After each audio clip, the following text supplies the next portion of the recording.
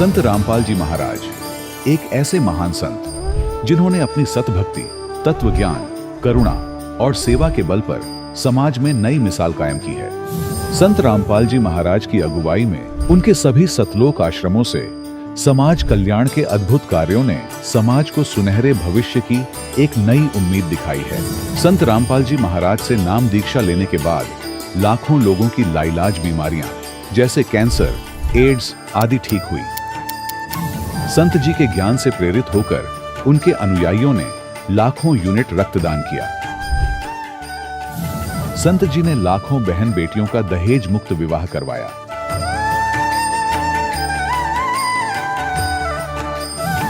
संत जी ने लाखों लोगों का नशा छुड़वाया, करोड़ों उजड़े परिवार बसे। संत जी के आश्रमों में समागम के दौरान निःशुल्क नेत्र चिकित्सा, दंत चिकित्सा प्रदान की जाती है। संत रामपाल जी महाराज द्वारा समय समय पर पर्यावरण संरक्षण के उद्देश्य से बड़े स्तर पर वृक्षारोपण किया जाता है। संत जी ने जरूरतमंदों को तत्काल राहत पहुंचाने के लिए एम्बुलेंस सेवा शुरू की। संत जी अपने अनुयायियों को देहदान के लिए प्रेरित करते हैं, जिससे मानवता की सेवा और चिकित्सा क्षेत्र में सुधार हो सके। संत रामपाल जी महाराज के सभी आश्रमों में हर रोज निःशुल्क भंडारा आयोजित किया जाता है, जहां हर वर्ग, हर जाति और हर धर्म के लोग एक साथ बैठकर भोजन करते हैं।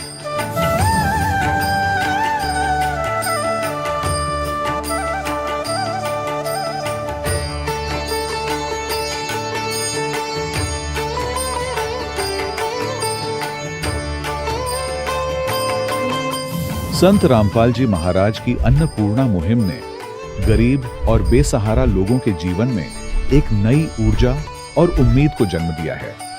घर घर खाद्य सामग्री और जरूरी मदद पहुंचाकर संत रामपाल जी महाराज ने लोगों को दुख और मजबूरी से लड़ने की ताकत प्रदान की है।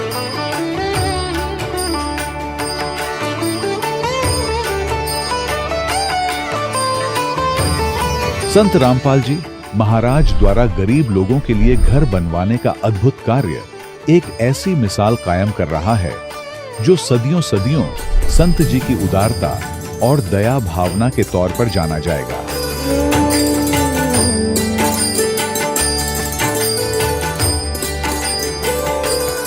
संत रामपाल जी महाराज के आश्रम में हजारों बुजुर्गों को सम्मान और प्यार के साथ जीवन जीने का अवसर मिलता है। उनके खाने, रहने और स्वास्थ्य की पूरी जिम्मेदारी संत रामपाल जी महाराज उठाते हैं।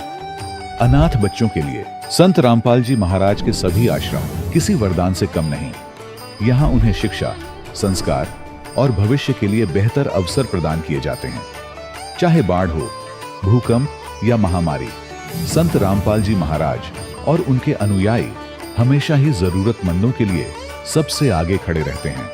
कोविड महामारी के दौरान संत रामपाल जी महाराज के आश्रमों से करोड़ों लोगों के लिए भोजन, दवाइयां और जीवन रक्षक सामग्रियां उपलब्ध कराई गई। चाहे गरीब की मदद हो या किसी शोषित और पीड़ित वर्ग के हक और सम्मान की लड़ाई, संत रामपाल जी महाराज ने हमेशा ही उनकी दबी आवाज को सरकारों तक पहुंचाया है और उन्हें उचित न्याय दिलवाने में अहम भूमिका अदा की है। समाज में आध्यात्मिक और सामाजिक मूल्यों के प्रति जागरूकता लाने में संत रामपाल जी महाराज हर कदम पर मानवता के सच्चे सेवक साबित हुए हैं। संत रामपाल जी महाराज का जीवन हमें सिखाता है कि सच्ची सेवा वही है जो निस्वार्थ भाव से की जाए। आइए हम भी इस महान सेवा के कार्य में इस महान संत से जुड़ें और संत रामपाल जी महाराज से नाम दीक्षा लेकर अपने जीवन को धन्य बनाएं।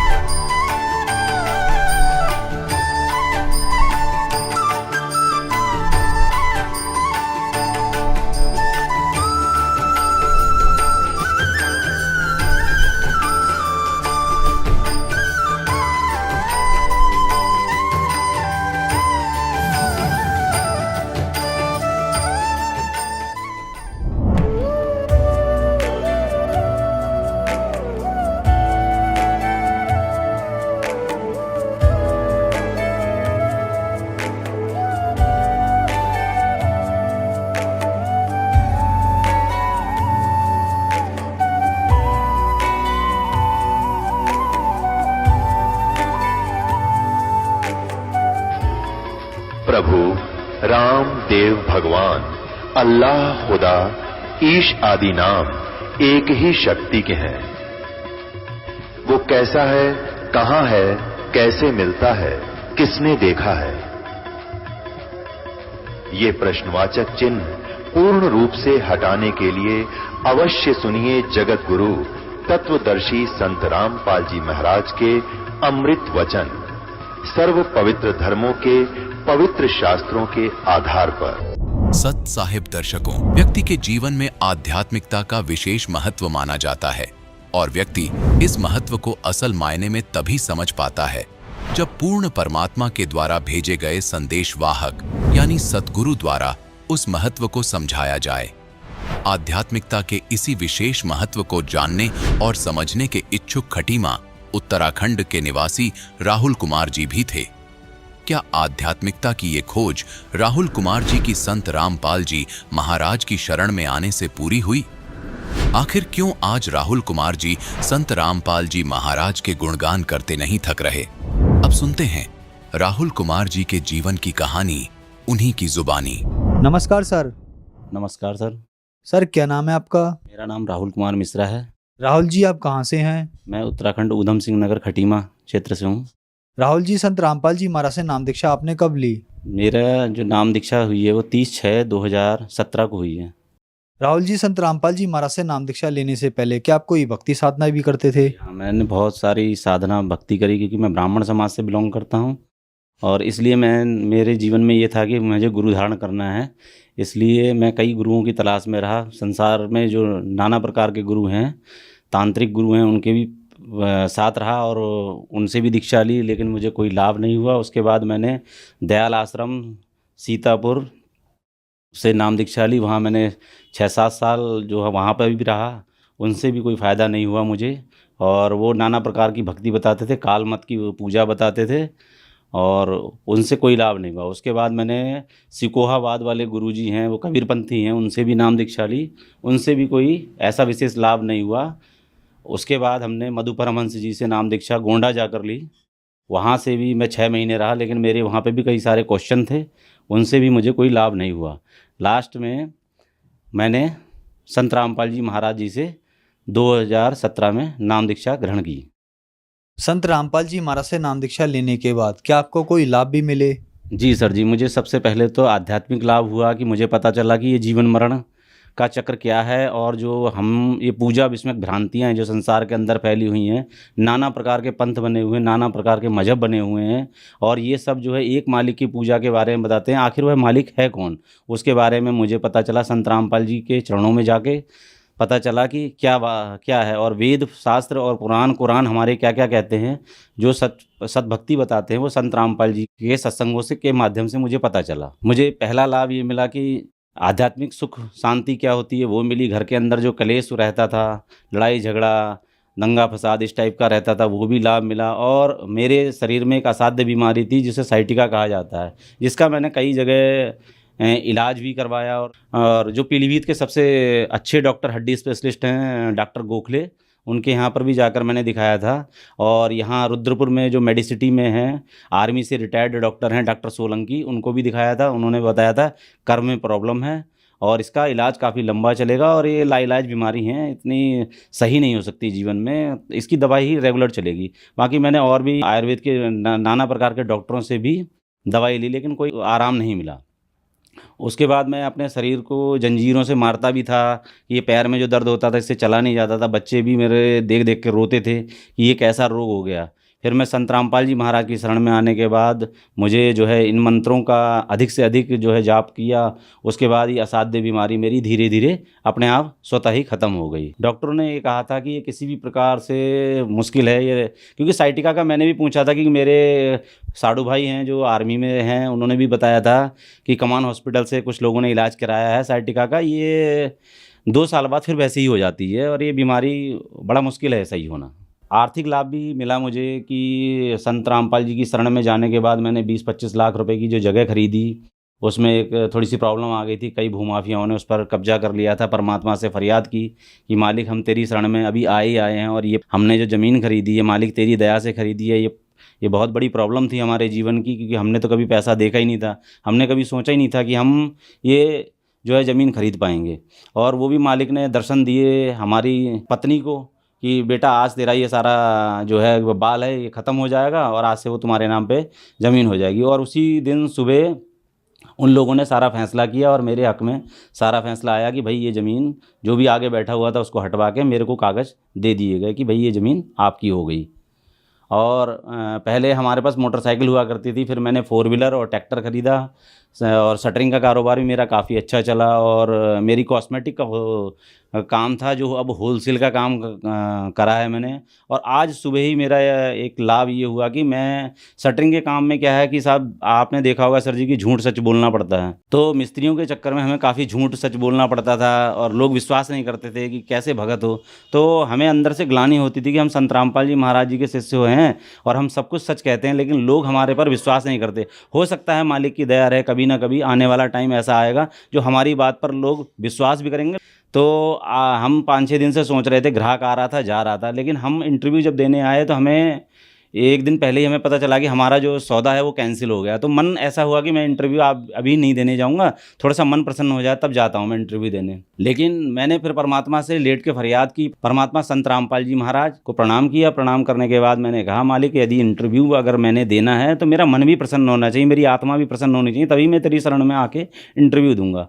तो मैं अपनी दुकान का शटर खोल के जैसे ही बाहर आया तो वो ग्राहक खड़ा था और उसने मेरा जो है सामान 10 लाख रुपए में ख़रीद लिया और मैं तुरंत मन प्रसन्न होकर मैं यहाँ चला आया। मैंने बंदीछोड़ संत रामपाल जी महाराज का धन्यवाद किया कि बंदीछोड़ पग पग पर आप हमारा साथ देने वाले हैं, दया करना मालिक, हम नीच बुद्धि वाले हैं और कुछ समझते नहीं। अभी हाल ही में भगत जी हमारे यहाँ सत्संग का आयोजन किया गया था परमात्मा संत रामपाल जी की दया से और हम लोग सब सेवा में लगे हुए थे।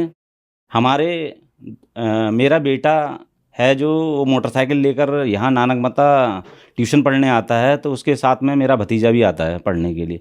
तो सर जी आप विश्वास नहीं मानेंगे कि इतना भयानक एक्सीडेंट हुआ उनका मोटरसाइकिल और ऑटो से कि लोगों ने ये समझा कि एक की मृत्यु हो गई और एक हल्के हल्के से कांप रहा है, यानी कि ये भी ख़त्म हो जाएगा। और जब मेरे पास फ़ोन आया तब कोई उठाने वाला नहीं था उसको। तो सर जी मैं जैसे वेशभूषा में था उसी वेशभूषा में परमात्मा संत रामपाल जी महाराज को मैंने दंडवत प्रणाम किया। प्रणाम करने के बाद कुछ पैसे थे मेरी बैग में, उसको पकड़ा और 4 व्हीलर को चलाकर चलाया। लेकिन हृदय में ये था कि जो है मालिक मैं तो नहीं पहुँच सकता, लेकिन बंदीछोड़ सतगुरु रामपाल जी महाराज आप हर जगह पहुंच सकते हैं। उन्होंने मेरे बच्चे की रक्षा की और हॉस्पिटल से जाने के बाद भी सर जी मुझे ये लगा कि जहां इतना बड़ा एक्सीडेंट था 5-7 हज़ार रुपये की दवाई में ही ठीक हो गया। परमात्मा ने हमारे परिवार पर बड़ी दया करी। और सर जी मैं ये भी बताना चाहूँगा कि मेरी पत्नी को माइग्रेन और गठिया की बीमारी थी। माइग्रेन की बीमारी तो बंदीछोड़ सतगुरु रामपाल जी महाराज की जब हमने नाम दीक्षा ली उसके थोड़े दिन बाद ही समाप्त हो गई और कुछ दिनों बाद गठिया का रोग भी समाप्त हो गया। और जब भी हम बिस्तर से नीचे उतरते थे हमारे पैरों में एक विशेष प्रकार का दर्द होता था, ऐसा लगता था जैसे तलवों में बहुत ज़्यादा दर्द हो रहा है। वो भी बंदीछोड़ सतगुरु रामपाल जी महाराज की शरण में जैसे ही आए उसका हमें पता भी नहीं चला कि कैसा दर्द, कहाँ दर्द। हाई बीपी की लगभग हम लोग 7 दिन के अंदर दोनों जने दवाइयाँ खाते थे, किस लो बीपी लो वाली। आज परमात्मा की दया से हमें लगभग 4 साल हो गए, हमने कोई भी बीपी की दवाई नहीं खाई है। परमात्मा संत रामपाल जी महाराज की हम पर विशेष दया है।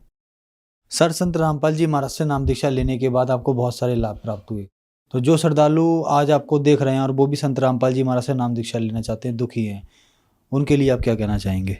मैं उन सभी भगत भाई बहनों से निवेदन करना चाहूँगा, जो हमारी उत्तराखंड कहा गया है जिसे देवभूमि कहा जाता है, और हमने जहाँ पर नाना प्रकार के मंदिर हैं, जहाँ पर बलि प्रथाओं का आयोजन किया जाता है कि बकरे काटना, इस टाइप से भांति भ्रांति की पूजा है और भूत पिशाचों की पूजा करी जा रही है। तो मेरा उनसे करबद्ध निवेदन है, ये जो परमात्मा भक्ति बता रहे हैं, सद्भक्ति बता रहे हैं, हमारे जो चारों वेद हैं और उनके अनुसार क्या लिखा है, श्रीमद् देवी भागवत के अंदर क्या लिखा हुआ है और परमात्मा हमें किस लोक में ले जाने की बात कर रहे हैं, कौन सा सतलोक है, कौन सा सचखंड है। मैं सभी से निवेदन करना चाहूँगा कि जो भी हैं वो परमात्मा की शरण ग्रहण करें, संत रामपाल जी महाराज की, और अपना जीवन को धन्य बनाएं। नाम दीक्षा लेने के लिए बहुत ही सरल तरीका बता रखा है संत रामपाल जी महाराज के। जगह जगह नामदान केंद्र है। देश में 500 और विदेशों में और अधिक नामदान केंद्र खुले जा चुके हैं, जिसमें परमात्मा के भगत लोग बैठे रहते हैं और उसमें जो सत्संग के माध्यम से जो ज्ञान बांटा जा रहा है, उसमें जो पीली पट्टी चलती रहती है, उसमें नंबर दिए हुए हैं। उन नंबरों पर आप फ़ोन करके कहीं भी अपने जो निवास स्थान है उसके पास का कोई भी नामदान केंद्र पता कर वहाँ से नाम दीक्षा ग्रहण कर सकते हैं। धन्यवाद सर। धन्यवाद सर जी। दर्शकों, अभी आपने सुने संत रामपाल जी महाराज से दीक्षा प्राप्त करके सुखी हुए भक्त के अनुभव। अब देखिए जगत गुरु तत्वदर्शी संत रामपाल जी महाराज के मंगल प्रवचन। ये आपका नहीं रहा। अब ये जो पैसा मालिक का हो गया, आपको तो दे दिया 1000 गुना उसने, ये रहेगा भगवान का पैसा। अब इस भगवान के पैसे से सारी व्यवस्था हो रही है। तो कहते हैं जो भी वैसे अनधिकारी के पास दान किया जाता है और उससे कोई खाता है, वहां पर उसको पाप लगता है, क्योंकि वो अधिकारी है ही नहीं। वो तो एक दूसरे का संस्कार आपस में फिर उलझता ही रहेगा वहां पर। यहाँ संस्कार नहीं उठ जाएगा आपका। आपने दान किया भगवान के निमित्त, वो आपका नहीं रहा। आप कहते ब्रह्मदंड से करे पवित्र हो जैसे का तैसा। फिर यहाँ परमात्मा की वाणी अमृत से उसको शुद्ध किया जाता है और फिर वो पवित्र होकर के आप में वो पैसा अन्न फिर आपको खिलाया जाता है। वो आप पर असर नहीं करेगा किसी का, लेकिन आपको उसका प्रतिफल 1000 गुना होगा। ये मालिक का विधान है।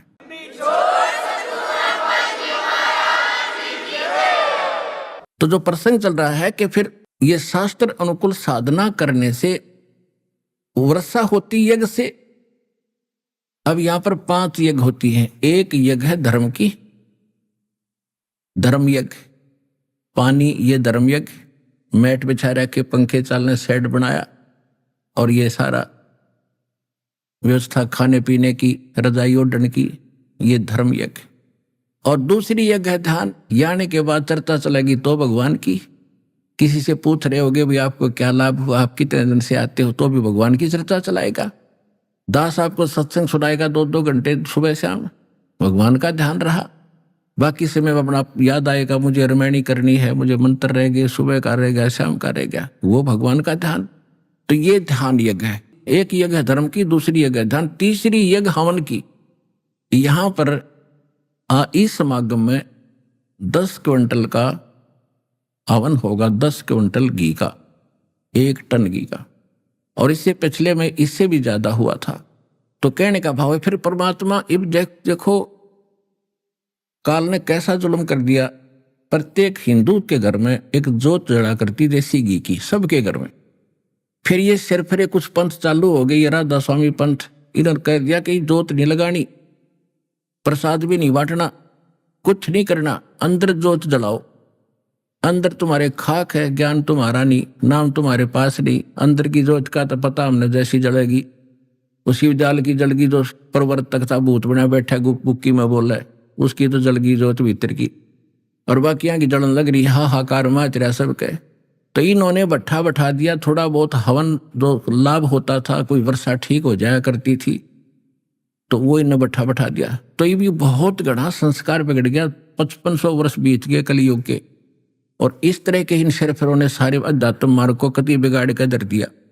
तो अब ये शुरुआत हुई है शास्त्र अनुकूल साधना की, और ये इससे धर्म जो हो रहा है इसे देखियो प्राकृतिक परिवर्तन भी होगा, भगवान का विधान है। अब 1-1 महीने में 10 और 10, 20-20 क्विंटल घी हवन हो रहा है, तो इसका प्रतिफल पूरे विश्व को लाभ होगा। ये जो प्रदूषण है ये भी कम होगा इससे, और वर्षा समय पर होया करेगी, सबको लाभ देगा परमात्मा।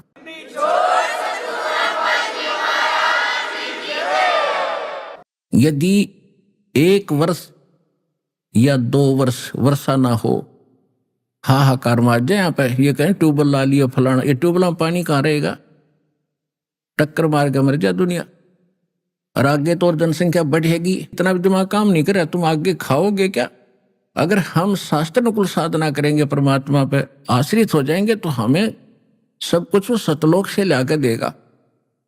पुण्यात्माओं, भगवान है तो भगवान वाले काम करता है। हमें परमात्मा की डेफिनेशन का पता नहीं था, उसके लाभ कैसे होंगे।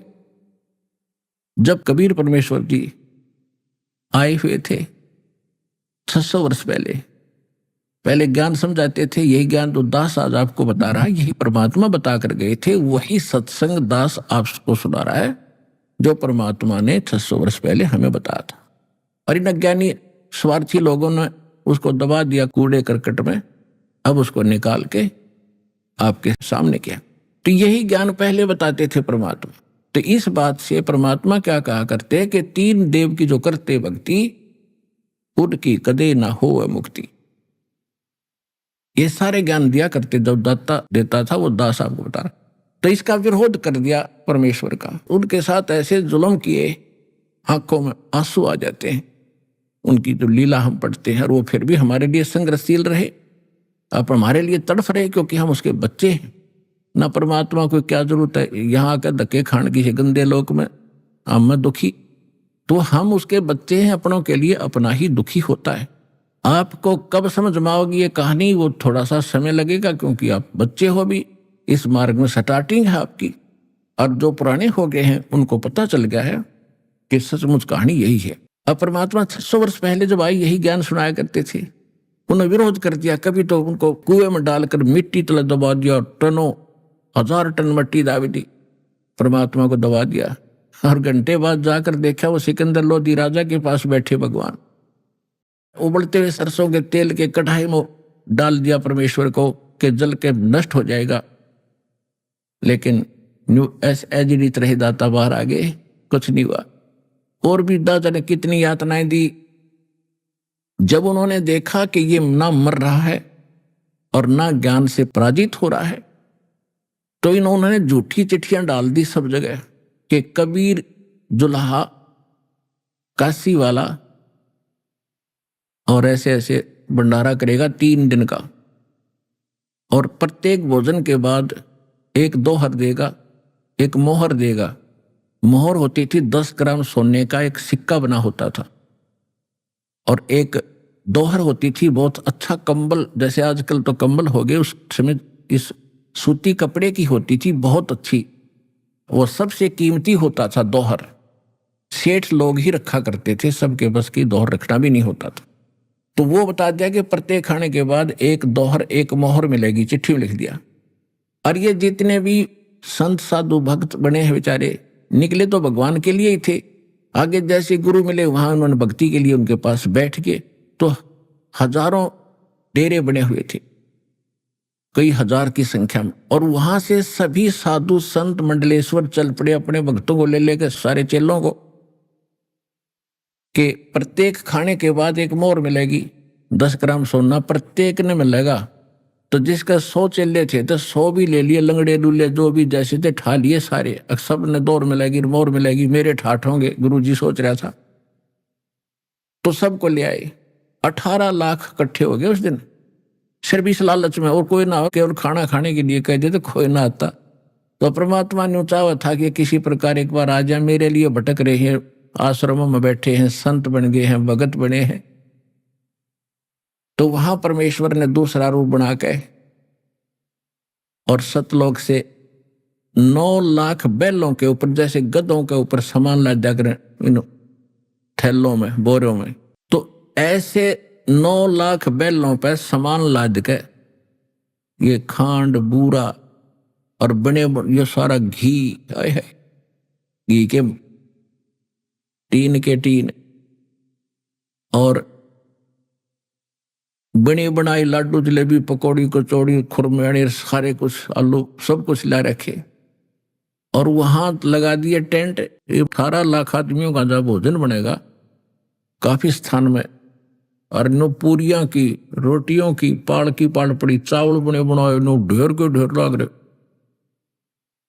और हो गया भंडारा शुरू। दूसरा रूप मालिक ने बनाया केसो नाम के बंजारे का, और आप बैठ गए चौपड़ी में। सिकंदर लोधी भी पहुंच गया वहीं पर। परमात्मा अपने डबल रोल में बैठ के वहां एक तंबू के अंदर, और जनता भोजन खा रही है। जब भी खाना खाते हैं तैयार खड़े, वहां सतलोक से ही भगत आए, परमात्मा के बच्चे, यहां पर सेवा की उन्होंने आकर। 9 लाख बैलों के साथ कम से कम 1 लाख तो जरूर आए होंगे खाना खिलाने वाले। तो उन सबको खाना खिला रहे हैं और 2 और मोहर रख के साथ दे रहे प्रत्येक खाने के बाद। और कोई बेईमान नु कहे ना मेरी माँ ना अण पाई कि मैं सूखा सीधा दे दो आटा, तो उनको आटा चीनी घी सारा डाल के ले जा और ठाठो ठाठ कर रखे। यहाँ 18 लाख आदमियों को काशी जमा देती, जब बॉर्डर एक शहर था छोटा सा, वो सारा भारत निकला सकता था एट ए टाइम ला करके 18 लाख आदमियों को भोजन 3 दिन खिलाते। 2 और मोहर वो कहाँ से लाते? तो कहने का भाव ये है कि ये वो परमात्मा है। आप यदि सत भक्ति सच्चे दिल से इस पर विश्वास कर लगोगे तो ना जाने कितना बरकत दे देगा, कहाँ रख देगा, क्यों कर आपने पालेगा, क्योंकि आप उसके बच्चे हो। और जो वहां आए थे 18 लाख व्यक्ति, वो भी साधु संत भगत बेशक डले ढो रहते थे, तो बच्चे उसी के भगवान के लिए भटक रहे थे। तो परमात्मा कहते मैं रोवत हूं सृष्टि को और सृष्टि रोवे मोहे। गरीबदास इस वियोग को समझ नहीं सकता कोई। गरीबदास जी को परमात्मा बता रहे थे अपनी प्यारी आत्मा को कि मैं तो इनको रो रहा हूं क्योंकि ये दुखी हो रहे हैं, और मेरे बच्चे दुखी हैं तो मैं भी दुखी हूं, और ये मुझे खोज रहे हैं। ये सर्व सुखदाई सारे संकट मोचन हे परमात्मा। और ये गलती से गाय के स्थान पर गधी के नीचे बैठे हैं बाल्टी ले, तो वो कहां से भरेगी? और मैं कहता हूं तुम साधना गलत कर रहे हो, मैं तुम्हारा पिता हूं, मैं तुम्हारा भगवान हूं, मुझे लात मारे और मुझे गाली दे रहे। इन्होंने काल की भांग घनी पी रखी। उन काल के दूता ने तो परमात्मा का नाश करना चाहा था कि भाग जाएगा काशी छोड़ के, जब इसकी बेइज्जती होगी लोग इसके कपड़े पाड़ेंगे, खिला हमने भोजन क्यों चिट्ठी डाली थी। और इसके विपरीत परमात्मा ने ठाठों ठाठ कर दिए, तो वो नीच व्यक्तियों के तो फिट्टे मुंह हो गए जो भगवान के साथ विरोध कर रहे थे। और परमात्मा का दाव लग गया कि उसके बच्चे आ गए और उनको डबल रोल में, एक तरफ कबीर साहब बैठे धानक रूप में, दूसरी तरफ केशव बढ़कर बैठे एक सेठ रूप में, धनी रूप में। केशव पूछ रहा परमात्मा से कि हे कबीर जी, आप इसे गंदे लोक में क्यों आ गए? उस सच्चे स्थान ने छोड़कर जा सारे सुख, और ये लोग बिष्टा जिनके उदर में और मगन फिरे दिन रात। गरीबदास केशव के जमसर जिनकी खार, ये अपने आप नांडी पाक रहे, इनके टट्टी तक इसके शरीर में भरी पड़ी है और पेशाब इसके अंदर शरीर में पड़ा है और ये अंडी पाक रहे हैं। तो इन ऐसे लोगों को आप कैसे समझाओगे? तो परमात्मा बता रहे हैं, वो प्रश्न उत्तर हो रहा है कि केशव तो नहीं जानता मेरे दुख को, ये मेरे बच्चे हैं, इनके लिए मैं भटकूंगा तो कौन भटकेगा? और ये मुझे पहचान नहीं पा रहे हैं, कभी समय आएगा तो ये मुझे पहचानने भी गए, और मैं उनको यहां से निकालने के लिए आया हूं। पूरा ज्ञान सुनाया तो लाखों की संख्या में 10-15 लाख उस दिन परमात्मा के शिष्य बने। वो आए थे, दुष्ट लोगों ने तो परमात्मा के साथ छल किया था और मालिक ने उसको परमार्थ कर दिया, उनके ऊपर भोजन मोहन खिलाया और उनका और 10-20 साल का और धन दे दिया, तुम भूखे मरोगे, इन्हें खा लियो बेच बेच के, इतने भक्ति तो तुम करते। फिर उस समय उनको नाम दिया, प्रथम मंत्र 5 नाम, और उनको चार्ज करके चले गए परमात्मा। लेकिन हम ऐसे हैं, मानने वाले तो है ही नहीं, फिर अपनी वही गतिविधियां, फिर भी वो मंत्र जो मालिक ने दिए थे उनको जाप करते रहे, तो उनको चार्ज हो गए। मोक्ष नहीं होना था, मोक्ष तो होगा अब, लेकिन वहां जो प्रसंग चल रहा था कि सभी प्राणियों की उत्पत्ति वर्षा से होती है, वर्षा यज्ञ से होती है, और यज्ञ शास्त्र अनुकूल धर्म कर्मों से होते हैं। तो ये शास्त्र अनुकूल कर्मों से अब क्या होगा? अच्छी वर्षा होया करेगी। एक बार पुनः परमात्मा ऐसी स्थिति लाएगा विश्व में, मालिक ने का वचन है, वैसे तो नहीं आने की थी, हम कति बिगड़े पड़े हैं, पर उसके वचन से यूं होगा काम, क्योंकि वो दयालु है, जो ने बोल दिया वो सच्चा होगा। जिसके एक वचन से ये सब कुछ चल रहा है, ये पृथ्वी घूम रही है। पृथ्वी की गति जो है 1,08,000 किलोमीटर प्रति घंटा है, 1,08,000। अंदाजा नहीं ला सकता इसकी कितनी गति देखो। और ये स्वयं घूम रही है ऐसे, इसकी भी 1000 मील बताओ, 1500-1600 किलोमीटर प्रति घंटा ऐसे घूम रही है, दिन रात बन रहे। और उसके वचन से घूम रही है। यह साइंटिस्ट कुछ भी अटकल लाए जाओ, गुरुत्वाकर्षण खींच रहा है, आखिर में ये डटे कहां पर है? कोई तो है ऐसा स्थान जिस सबको रोककर फिर गुरुत्वाकर्षण बनाकर घुमा रहा है, तो उसके एक वचन से चल रही है। जब तक उसका आदेश है तब तक ये ऐसे चलेगी। ना इसमें कोई ग्रीसिंग करता, ना इसकी ओवरऑलिंग करते, ना कोई पेट्रोल डालते इसमें, आपे खकाठा रही है। तो उस परमात्मा के वचन से सब कुछ ब्रह्मांड रचे गए एक वचन से।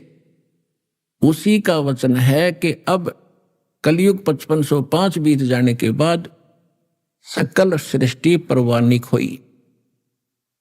पूरा विश्व इस भक्ति का मंत्र का दीक्षित होगा और काल फंद छूटे नरलोई, सकल सृष्टि परवानिक हुई। होय होय। घर घर देखो बोध विचारा, सत नाम सब ठोर उचारा। और कलयुग बीत जावे जब एता, सभी प्राणी उस परम पुरुष पद चेता। सभी प्राणी उस परमात्मा के उस परम पद के जानकार हो जाएंगे जो गीता अध्याय नंबर 15 के श्लोक नंबर 4 में जिसके विषय में कहा है कि जहां जाने के बाद फिर लौटकर कभी संसार में नहीं आते, परमात्मा के उस परम पद की खोज करनी चाहिए। कहते उस परम पद के सभी बच्चा बच्चा जानकार हो जाएगा। अभी तक तो सुना भी नहीं था हमने, स्वर्ग स्वर्ग सुन रखा था बस। तो आज आपके मुख पर सतलोक सचखंड सतलोक सतलोक हो रहा है, बालक बालक के मुंह पे। तो ये भगवान के वचन से हो रहा है। आपको सुहारा, आपको सत लग रहा है कि सचमुच यही है, क्योंकि ये 100 प्रमाणों से प्रमाणित है। कोई ऐसे डूम भाट के गीत नहीं है ये।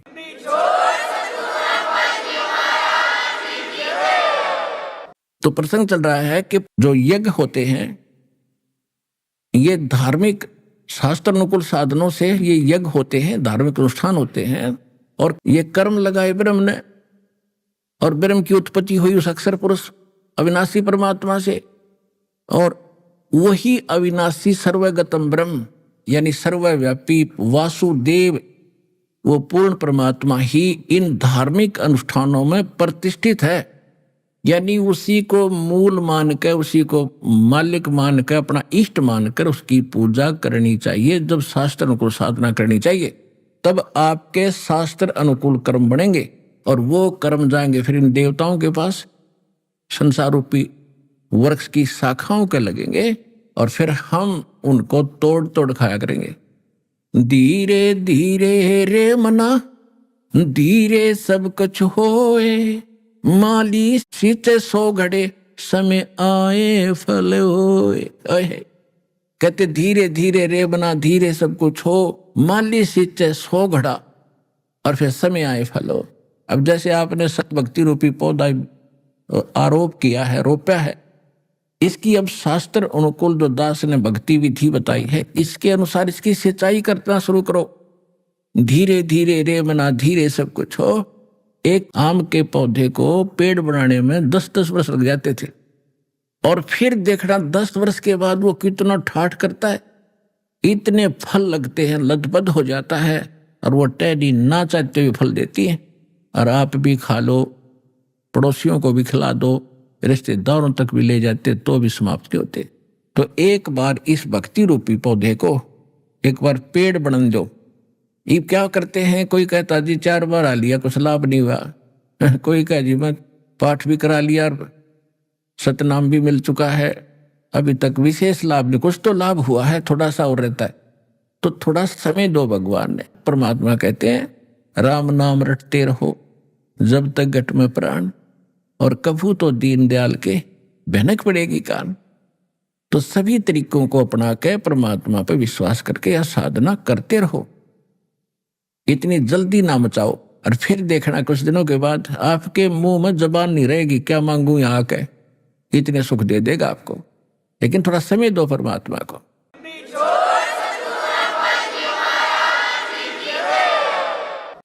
अब जो प्रसंग चल रहा है कि सत्संग परमात्मा ही करते हैं या उसके कृपा पात्र उन्हीं की भाषा को बोलते हैं, और विश्व में कोई सत्संग नहीं कर सकता, ना कोई सत्संग जानता।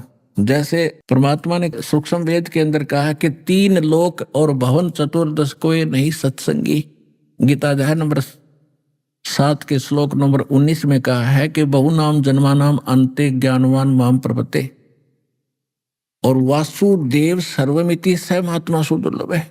गीता ज्ञानदाता ब्रह्म कहता है कि अन्य मेरी पूजा भी बहुत ही कम करते हैं। गीता अध्याय नंबर 7 के श्लोक नंबर 12 से लेकर 15 में 4 श्लोकों में उसने बताया है कि अधिकतर लोग रजगुण ब्रह्मा, सतगुण विष्णु, तमगुण शिव जी तक की भक्ति पर ही आरूढ़ हैं। और ऐसे व्यक्ति राक्षस स्वभाव को धारण किए हुए मनुष्यों में नीच दूषित कर्म करने वाले मूर्ख मेरी भक्ति भी ना करते।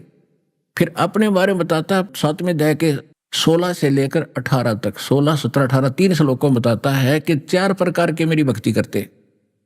उनमें ज्ञानी अच्छा है, आर्त, अर्थार्थी, जिज्ञासु। अर्थ तो होता जो संकट मोचन के लिए, संकट निवारण के लिए वेदों के मंत्रों से ही कोई अनुष्ठान करता है, वो कोई अन्य आरती नहीं करता उसमें, वो भी ब्रह्म साधक है, काल का साधक है। और फिर जो अर्थार्थी यानी धन लाभ के लिए भी धार्मिक जो अनुष्ठान करेगा वेद मंत्रों से ही करता है, यज्ञ आदि, तो वो भी काल का ही पुजारी है।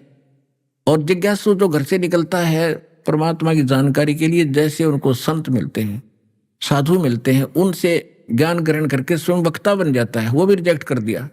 चौथा बताया ज्ञानी। ज्ञानी व्यक्ति वो होता है कि मनुष्य जीवन मुश्किल से मिला है और यदि इसमें मोक्ष नहीं हुआ तो इसका व्यर्थ है, चाहे प्रधानमंत्री बन जाए किसी देश का। और उनको ये भी ज्ञान हो जाता है कि अन्य देवताओं की पूजा से कोई लाभ नहीं, केवल एक भगवान की भक्ति से मोक्ष होगा।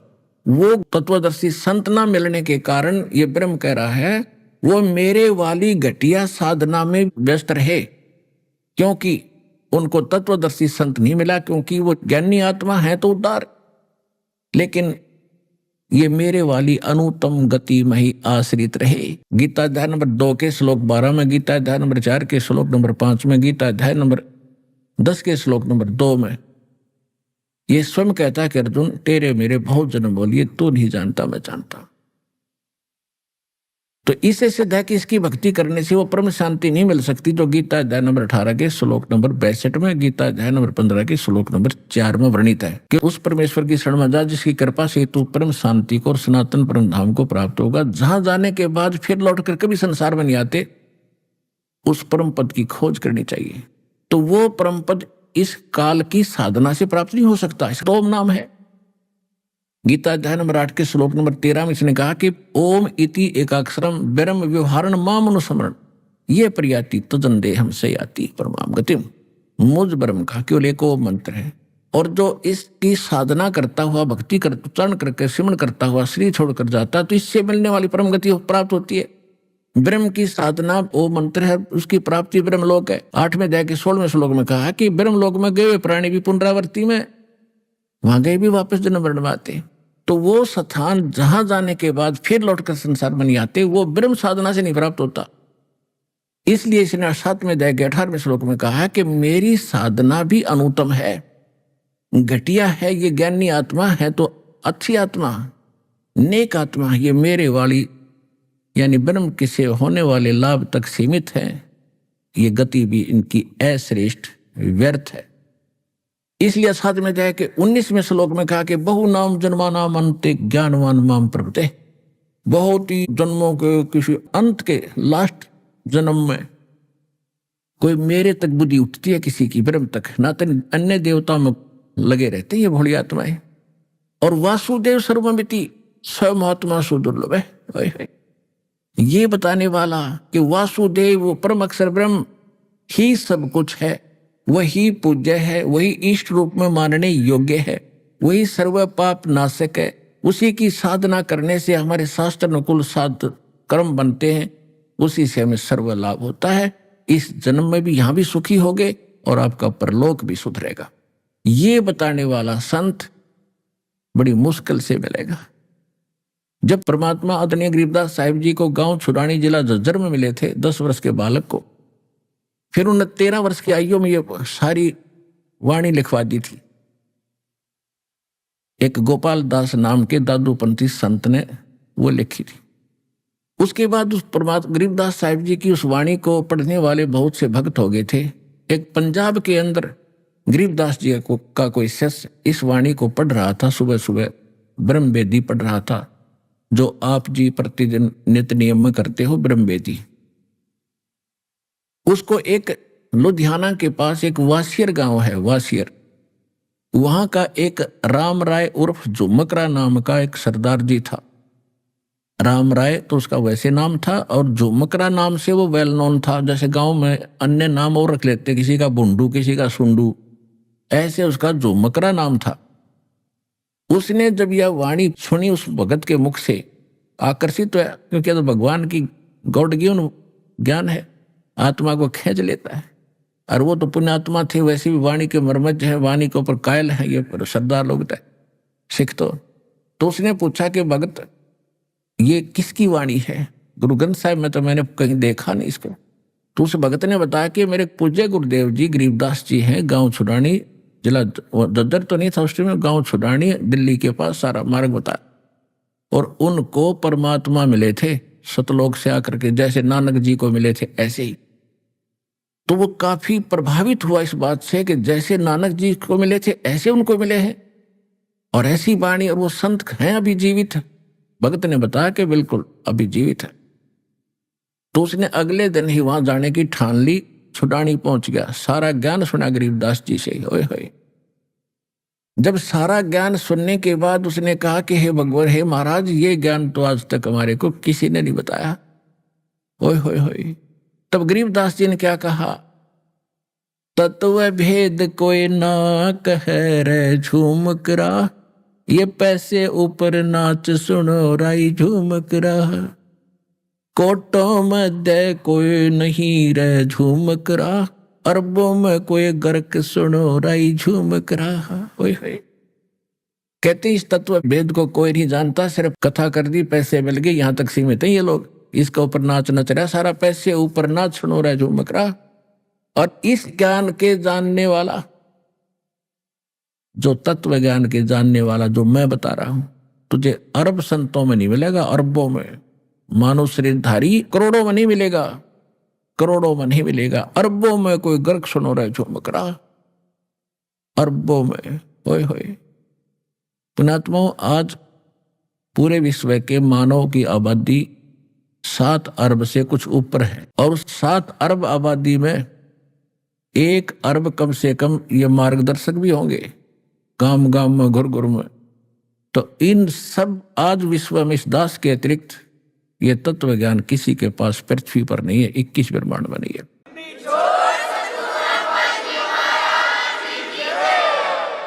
तो आप जी का कितना सौभाग्य है, और सराहो आपकी किस्मत, और धन धन करो उस परम पिता को जिसने आपको ऐसे समय में जन्म दिया। धन है आपके माता पिता जिनसे जन्म हुआ, और इसका पूर्ण लाभ उठाओ। तो प्रसंग चल रहा है कि इस तत्व ज्ञान के बताने वाला आपको अरबों में नहीं मिलेगा। अब क्या बताते हैं? भजन करो उस रब का जो दाता है कुल सब का। भजन करो उस रब का जो दाता है कुल सब का, यानी सबका दाता, जो तीनों लोकों में प्रवेश करके सबका धारण पोषण करता है। तो उस परमात्मा की भक्ति करो, भजन करो उस रब का। अभी आपने सुने संत रामपाल जी महाराज के मंगल प्रवचन। आइए अब सुनते हैं संत रामपाल जी महाराज से नाम दीक्षा लेकर सतभक्ति करके अद्भुत लाभ प्राप्त करने वाले अनुयायी के विचार। दर्शकों, जरा सोचिए, जब कोई व्यक्ति पूरी श्रद्धा और समर्पण के साथ जीवन भर अपने धर्म में प्रचलित सभी प्रकार की भक्ति करता रहे, व्रत रखे, मंदिरों में दर्शन को जाए, अनेकों मंत्र जाप करे, फिर भी उसे जीवन में शांति ना मिले, समस्याएं कम होने की बजाय और बढ़ती ही चली जाएं, तो उसका विश्वास डगमगाना स्वाभाविक हो जाता है। दर्शकों, कुछ ऐसी ही कहानी थी सागर, मध्य प्रदेश के रहने वाले हरप्रसाद जी की। हरप्रसाद जी ने बचपन से ही पूजा पाठ, व्रत उपवास और परंपरागत भक्ति में अपना पूरा जीवन लगा दिया, लेकिन इसके बावजूद भी न तो इन्हें कभी शारीरिक सुख मिला और न ही मानसिक शांति का अनुभव हुआ। स्थिति इतनी गंभीर हो गई थी कि डॉक्टरों ने भी हाथ खड़े कर दिए और यहां तक कह दिया कि आपके मुंह का कैंसर अब ठीक होना संभव ही नहीं है। लेकिन दर्शकों, आज हरप्रसाद जी का कहना है कि जब से इन्होंने संत रामपाल जी महाराज की शरण ग्रहण की है, और उनके द्वारा शास्त्रों के आधार पर बताई गई भक्ति को अपनाया है, तब से इनका जीवन पूरी तरह से बदल गया है। अब सवाल उठता है, आखिर संत रामपाल जी महाराज ने हरप्रसाद जी को ऐसी कौन सी जड़ी बूटी दे दी जिससे इनकी कैंसर जैसी लाइलाज बीमारी भी छूमंतर हो गई? और आखिर क्यों आज लाखों लोग संत रामपाल जी महाराज को परमात्मा मान रहे हैं? दर्शकों, आइए सुनते हैं हरप्रसाद जी की कहानी, उन्हीं की जुबानी। सर नमस्कार। सत साहब, सर क्या नाम है आपका? मेरा नाम हरप्रसाद दास। हरप्रसाद जी कहाँ से आए आप? सर जी मैं गांव काशी पे पड़ गया, तहसील अहली, जिला सागर, मध्य प्रदेश से आया। सर संत रामपाल जी महाराज की शरण में आने से पहले आप क्या भक्ति साधना करते थे? सर जी मैं वही अपने परिवार के अनुसार जो देवी देवताओं की भक्ति चलती थी उसे ही करता था, और जो गांव में रीति रिवाज चलते हैं उन्हीं में, जैसे रामायण पाठ होता है, अखंड पाठ रामायण का करता था, और देवी देवताओं की भक्ति करता था, पूजा करता था। और घर में जो 2 आठें होती हैं हमारे पास यहाँ चैत में और कुंवार में, तो दोनों आठें की पूजा हुआ करती थी कुल देवी की। वो कुल देवी में हमारे यहाँ बीजा सेन माता पूजती थी, तो उन्हीं को पूजा किया करते थे। सर आप जो ये सभी प्रकार की पूजाएं कर रहे थे, सर आपके हाथ में जो ये रिपोर्ट्स हैं वो किस चीज़ की हैं?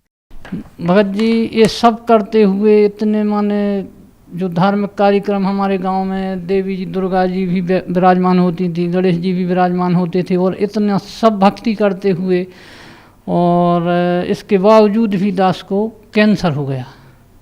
कैंसर, तो एक कैंसर की रिपोर्ट है भगत जी, इसमें बकल म्यूकोसा नाम से कैंसर बताया था डॉक्टरों ने, बायोप्सी हुई थी।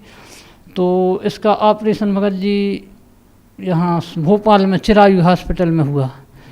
तो ऑपरेशन होने के बाद में माने रिपोर्ट फिर से आई जब, तो उसमें डॉक्टरों ने बताया कि आपका यहाँ कुछ माने गिल्टी के यहाँ कैंसर बाकी रह गया है, तो आपको सिकाई करवाना पड़ा। सर आपने जो अपनी बीमारी का इलाज डॉक्टरों से करवाया उसमें कितना खर्च आया? मगर जी डॉक्टर के पास तो कम से कम 1 लाख रुपए खर्च हो गया होगा उस समय पे। तो क्या सर 1 लाख रुपए में आपके मुंह का जो कैंसर था क्या वो सारा ठीक हो गया? नहीं भगत जी। क्या दिक्कत आ गई थी? वो भगत जी उन्होंने बोला कि इसकी सिकाई करवाना पड़ेगी, तो सिकाई के पास माने सिकाई के लिए मेरे पास पैसे नहीं थे। कितने पैसे मांगे आपसे? 60,000 रुपये मांगे थी सिकाई के लिए, 32 सिकाई होना थी। मैंने सिकाई नहीं करवाई, मैं फिर घर आ गया पैसों की जोग जुगाड़ में। तो वहाँ डॉक्टर ने फाइल पर दस्तखत करवा लिए थे, वो बोला था कि ये आपका रोग फिर से लौट सकता है, कैंसर का हो सकता है 2 महीने 3 महीने 6 महीने लग जाए, इतने में रोग वापस आ जाएगा। तो सर जी मैं जब अपने गांव आया तो मैंने उस फिर इलाज का मान जिक्र ही छोड़ दिया, इलाज फिर नहीं करवाया, पैसे नहीं थे पास में। तो फिर 6-10 महीना बाद में फिर से यहाँ समस्या हो गई, और यहाँ पर सूजन हो गई थी भगत जी, और ये यहाँ से फिर सुन्न हो गया था पूरा हिस्सा। तो ये आँख भी, एक आँख बंद होती चालू होती थी, एक ऐसी खुली ही रहती थी। ये लाल है जो यहाँ ऊपर नीचे नहीं होता था, गाल भी नहीं हिलता था, सुन्न हो गया था। यहाँ पर इतना बड़ा एक गठान सी फिर से हो गई, उसमें बहुत तकलीफ होती थी भगत जी, खाना भी नहीं खाया जाता था, मेरी मरणासन स्थिति बन गई थी। तो फिर भगत जी मैं सागर गया, सागर में मेडिकल है जो, तो वहाँ जांच करवाई, तो वो बोले भाई इसमें कैंसर फिर से वो हो गया है, इसे सिकाई करवाना पड़ेगी। तो मैं कही वो तो सागर में सिकाई की व्यवस्था है नहीं, बोले वहीं जाओ जहाँ ऑपरेशन कराया था। तो मैंने उनसे बहुत विनती की डॉक्टरों से कि भाई ऐसा जो यहाँ इलाज हो कर दो। वो बोले नहीं यहाँ नहीं हो सकता इलाज, कुछ नहीं हो सकता। तो सर जी मैं फिर वहाँ से अस्पताल से वापस आ गया। तो जब वापस आ गया तो मेरी स्थिति मरणासन नहीं थी, सारा गांव मुझे देखने आया करता था कि ये कब हो सकता है, कब निपट जाए। तो एक हमारे गांव में बाबूलाल मान भगत जी हैं जो सदगुरु रामपाल जी महाराज की शरण में पहले से ही 2016 से जुड़े हुए हैं। तो उनको भी पता लगा तो वो हमें देखने के लिए आए, और जब वो हमें देखने के लिए आए तो उन्होंने हमसे माने कहा कि अगर आपको ठीक होना है तो आप सतगुरु रामपाल जी महाराज की शरण ले लीजिए, और सागर में नामदान केंद्र वहाँ चल कर के आप नामदान ले लीजिए, सही हो जाओगे। तो फिर मैं उनकी बात मानकर उन्हीं को साथ में लेकर बाबूलाल भगत जी को और सागर गया नामदान केंद्र पर। तो वहाँ संत रामपाल जी महाराज का मैंने नाम उपदेश लिया और फिर तब वहाँ आश्रम में जो सेवादार हैं दाऊ भगत जी कहलाते हैं, वो कहने लगे कि अब जाओ आप मेडिकल में। तो मेडिकल में फिर से बोला उनसे कि आप माने दवाई हमारी कर दो। तो मैं मेडिकल फिर वहीं से मैं मेडिकल गया। तो मेडिकल में जब वहाँ डॉक्टर के पास गया, कैंसर विशेषज्ञ के पास, तो कैंसर विशेषज्ञ बोले कि तुम फिर आ गए यार। मैंने बोला था वहाँ जाओ भोपाल। तो फिर मैंने कहा कि डॉक्टर साहब मुझे इतना पैसा नहीं है कि मैं भोपाल जाऊँ, यहीं दवाई कर दो। तो वो कहने लगे ठीक है मैं तुम्हें दवाई कर देता हूँ। तो उनने कहा कि आपको यहाँ 6 महीने माने रेगुलर दवाई करवाना पड़ेगी और 1 महीने में 5 दिन के लिए हर महीने भर्ती होना पड़ेगा। तो फिर उनने ऐसा माने संत रामपाल जी महाराज की कृपा से उनका ऐसा मन बदल दिया कि वो यहाँ दवाई करने के लिए मंजूर हो गए और फिर उन्होंने हमें हर महीने 5 दिन भर्ती किया। उसके बाद में हमारी जांच चलती रही कुछ माने 6 महीने के बाद 1-2 महीने और। फिर मैंने डॉक्टर से पूछा कि सर कब तक ऐसे हमारा आना पड़ेगा अस्पताल में, कब तक ऐसी हर महीने में जांच करवाना पड़ेगी। वो डॉक्टर साहब बोले कि अब ये कैंसर की बीमारी तो तुम्हारी जान के साथ ही जाएगी, जब तुम्हारी मृत्यु होगी तब ये बीमारी समाप्त होगी, इसके पहले नहीं होगी, जीवन भर के लिए परेशानी बन गई। तो सर जी फिर उस महीने में घर वापस आया और आकर के जहाँ हमारी पूजा स्थल बनाए हुए हैं, हम संत रामपाल जी महाराज को विराजमान किए हुए हैं। जगत गुरु तत्वदर्शी संत रामपाल जी, हम तो भगवान बोलते हैं उन्हें, हम महाराज नहीं बोलते हैं। तो उनकी हमने पूजा स्थली पे दंडवत प्रणाम किया और रोया और कहा भगत जी दास को अब अस्पताल न जाना पड़े महाराज, अगर भगवान में अस्पताल जाना पड़ा मुझे तो मैं यहीं फांसी लगा के मर जाऊंगा, मैं अस्पताल नहीं जाऊंगा।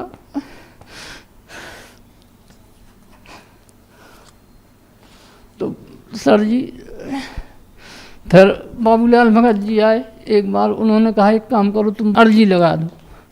तो मैंने भगत जी अर्जी लगाई तो वहाँ से 12 बजे संदेश आ गया। दूसरे दिन जगत गुरु संत रामपाल जी भगवान का आदेश आया वहाँ से कि भक्ति में कमी मत रखना, भक्ति करते रहो, तुम्हें सब ठीक हो जाएगा, परमात्मा सब ठीक कर देंगे। तो सर जी वो दिन है कि आज का दिन, ना तो मैं कभी सागर मेडिकल में जांच कराने के लिए गया कभी, और ना ही एक गोली खाई, और ना ही मैंने फिर दूसरी बार रिपोर्ट लिखवाई, ना मैंने जांच करवाई कि मुझे कैंसर है कि नहीं है। भगत जी आज तक मुझे पता ही नहीं है कैंसर के नहीं है। सर जब आपको डॉक्टर ने 6 महीने के लिए एडमिट करने के लिए कहा और बताया कि हर महीने आपको 5 दिन एडमिट होना पड़ेगा, इस तरह से आपका ट्रीटमेंट चलेगा, तो क्या आपने सर वो पूरा ट्रीटमेंट करवाया? वो तो 6 महीने का पूरा कोर्स किया था सर जी। सर उसके बाद जब डॉक्टर ने आपको बताया कि आपकी ये लाइलाज बीमारी है और ये आपकी मृत्यु के बाद ही ख़त्म होगी, तो सर उसके बाद आपको कैसा लगा?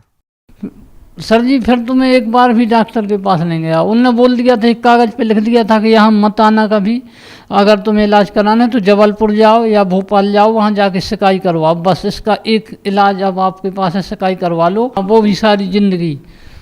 सर आपने अपनी कैंसर की बीमारी को ठीक करवाने के लिए अलग अलग हॉस्पिटल में अलग अलग डॉक्टर्स के पास लाखों रुपए खर्च किए, आपने अपने जीवन की सारी कमाई अपनी बीमारी में लगा दी, उसके बावजूद भी डॉक्टर आपको ठीक नहीं कर पाए। सर क्या कहना चाहेंगे आप? सर जी डॉक्टर भगवान की तुलना इस बात से साबित होती है कि डॉक्टरों की हद होती है। डॉक्टर एक हद तक दवा कर सकते हैं, उनके पास जितना उनने किताबों में पढ़ा है उसके अनुसार ही वो दवा कर सकते हैं, उससे आगे कुछ नहीं कर सकते। लेकिन सर जी भगवान बेहद है, उसकी कोई हद नहीं होती, भगवान तो कुछ भी कर सकता है। भगवान तो सारी सृष्टि को एक सुई की नोक में से निकाल सकता है, जब तो ये बीमारी क्या है। सर जी डॉक्टर तो बोलते थे हमसे कि लाखों रुपए खर्च करते रहना पड़ेगा, और लाखों रुपए खर्च भी करो तो ये लाइलाज बीमारी है, इसे ज़िंदगी भर आपको दवाई खाना पड़ेगी, शिकाई करवाना पड़ेगी, लेकिन ये ठीक कभी नहीं होगी। परंतु मैं अपने भगवान जगत गुरु संत रामपाल जी महाराज की जब मैंने प्रार्थना लगाई तो वहाँ से आदेश आया कि बेटा आपकी बीमारी ठीक हो जाएगी, बस भक्ति करते रहो, परमात्मा सब ठीक कर देंगे। तो भगवान तो बेहद है, वो कुछ भी कर सकते हैं। और सर जी जब से आज 2 साल हो गए, 2 साल से और ज़्यादा भी हो गए सर जी, मैंने कैंसर की एक गोली भी नहीं खाई है। और कैंसर तो ठीक है सर जी, मुझे बुखार भी नहीं आया, कभी सर में दर्द भी नहीं हुआ, एक भी गोली नहीं खाता भगत जी सर जी। और कभी ना तो मैं किसी भी प्रकार की दवाई लेता हूँ, ना कभी हॉस्पिटल जाता हूँ, और ना इलाज की कोई चर्चा करता हूँ। और मैं बिल्कुल कैंसर जैसी बीमारी से मुक्त हो गया हूँ। और क्या लाभ मिले आपको? भगत जी संत रामपाल जी भगवान से मुझे बहुत लाभ मिले। पहले तो ये आध्यात्मिक लाभ मिला, और शारीरिक लाभ मिला, मानसिक लाभ मिला, आर्थिक लाभ मिला। भगत जी मोक्ष मार्ग की भक्ति प्राप्त हुई, और ये हमारा मृत जानलेवा रोग जो कैंसर था ये बिल्कुल ठीक हो गया। और भगत जी मेरी बीमारी के बाद जब मैं ठीक हुआ तो मेरी माने जो कमाई थी, पैसा था मेरे पास, वो मैंने ऑपरेशन में लगा दिया, और मेरे पास भुखमरी की हालत आ गई। तो भगत जी जगत गुरु तत्वदर्शी संत रामपाल जी भगवान की दया से आज मेरे यहाँ जो मेरी खेती में अच्छी फसल नहीं होती थी, वो फसल दूनी चौगनी निकलने लगी। और भगत जी मैं जाति से नाई हूँ, बाल बनाने की मेरी दुकान है। तो भगत जी उसमें भी ग्राहक बहुत आने लगे। पहले तो जब कैंसर हुआ था सभी मेरे पास कोई बाल कटवाने के लिए नहीं आता था, मैं ठीक हुआ ही था तब सबको मुझसे घृणा सी होती थी, कोई नहीं आता था। लेकिन मालिक संत रामपाल जी भगवान की दया से अब ग्राहक भी आते हैं भगत जी। और एक लाभ ये भी हुआ कि हमारे पास सत्संग को सुनने के जाने के लिए मोटरसाइकिल नहीं थी। दास ने संत रामपाल जी महाराज के पास, तो मालिक मेरे पास मोटरसाइकिल नहीं, आने जाने में कहीं सत्संग सुनने को जाता हूँ तो दिक्कत होती है। तो मालिक की दया से, संत रामपाल जी भगवान की दया से हमारी खेती में पिछली साल ही कम से कम 1 एकड़ खेती में 1.5 लाख की प्याज निकली सर जी। तो उसमें से हमने मोटरसाइकिल भी खरीद ली। और सर जी उस मोटरसाइकिल से सत्संग सुनने को जाते हैं, और हमारे यहाँ सबके माने जो पारिवारिक समस्या होती हैं, जल्दी किसी को दवाई को ले जाना है तो उसी पर ले जाते हैं, सब समस्याएं ठीक होती हैं। और एक बार एक फ़ायदा ये भी हुआ कि हमारा बड़ा लड़का मोटरसाइकिल चला रहा था और मैं पीछे बैठा हुआ था, तो सामने से एक भैंसा, जैसे पड़ा बोलते हैं भैंसा, 2 भैंसे लड़े और एक भैंसा पिछल के आया तो मेरी मोटरसाइकिल पे से ऐसे गिरा। तो हम दोनों नीचे और ऐसे खड़े हो गए, मोटरसाइकिल पर से वो पड़ा गिरा। तो ना मोटरसाइकिल का कुछ बिगड़ा और ना हम दोनों को बिल्कुल भी खरोंच भी नहीं आई। और भगत जी उस पड़े के पिछले हिस्से में जो पिछली जांग है वो मोटरसाइकिल पे गिरा, तो उसको इतना बड़ा गहरा घाव हो गया, उस खून हो गया, खून निकलने लगा उसे। लेकिन ना मोटरसाइकिल का कुछ बिगड़ा और ना ही हम दोनों का कुछ बिगड़ा। और ऐसे तो अनेकों लाभ हैं छोटे मोटे, कितने लाभ गिनाऊं, जितने लाभ भी गिनाऊं उतने कम हैं। सर भगत समाज को क्या संदेश देना चाहते हैं आप? सर जी मैं भगत समाज को संदेश तो क्या दे सकता हूँ, मेरी तो औकात ही नहीं है इतनी कि मैं भगत समाज को संदेश दूँ। बस सबसे हाथ जोड़ के प्रार्थना कर सकता हूँ मैं कि जो भी आज मेरी ये इंटरव्यू सुन रहा हो, तो सबके लिए एक ही प्रार्थना है कि जल्दी से जल्दी तत्वदर्शी जगत गुरु संत रामपाल जी भगवान की शरण में आओ। और सभी संसार में जो भी दुखी हैं, जितने भी दुख दर्द हैं, बीमारी हैं, बड़ी से बड़ी बीमारी जो डॉक्टरों ने हाथ खड़े कर दी है कि ये हमसे ठीक नहीं होगी, वो लाइलाज बीमारी भी हमारे संत रामपाल जी भगवान की शरण में आने से सब ठीक हो जाती हैं। तो हम अपने गांव वालों से, हम अपने परिवार वालों से और समस्त जगत के भाई बहनों से यही प्रार्थना करना चाहेंगे कि जल्दी से जल्दी अभी अवसर है कि अभी धरती पर भगवान आए हुए हैं, उनकी शरण में आकर के उनसे नाम दीक्षा लेकर के, उनका ज्ञान समझ करके और सतभक्ति करके अपना कल्याण करवा। जी धन्यवाद। जी सत साहिब।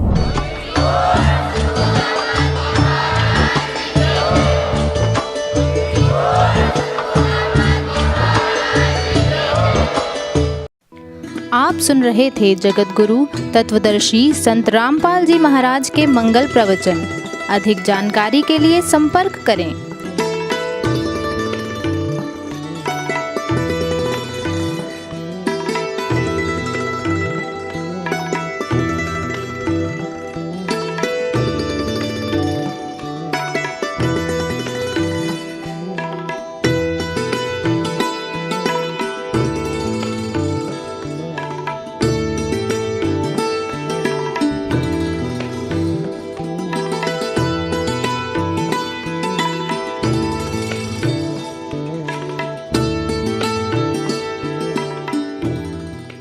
जगत गुरु तत्वदर्शी संत रामपाल जी महाराज जी के पावन सानिध्य में भक्ति की अलख जगाने तथा श्रद्धालुओं को सत्य भक्ति मार्ग का रास्ता दिखाने हेतु कनाडा के लोकप्रिय channel the TV NRI channel पर जगत गुरु तत्वदर्शी संत रामपाल जी महाराज जी के मंगल प्रवचनों का प्रसारण प्रतिदिन सुबह 7:30 बजे से 8:30 बजे तक तथा रात्रि 7:30 बजे से 8:30 बजे तक किया जा रहा है। इस सत्य भक्ति मार्ग को अपनाने के लिए अधिक से अधिक सत्संग प्रसारण देखें। इस सत्संग प्रवचन का सीधा प्रसारण संत रामपाल जी महाराज लाइव सत्संग YouTube चैनल और जगत गुरु संत रामपाल जी महाराज फेसबुक पेज पर भी देख सकते हैं।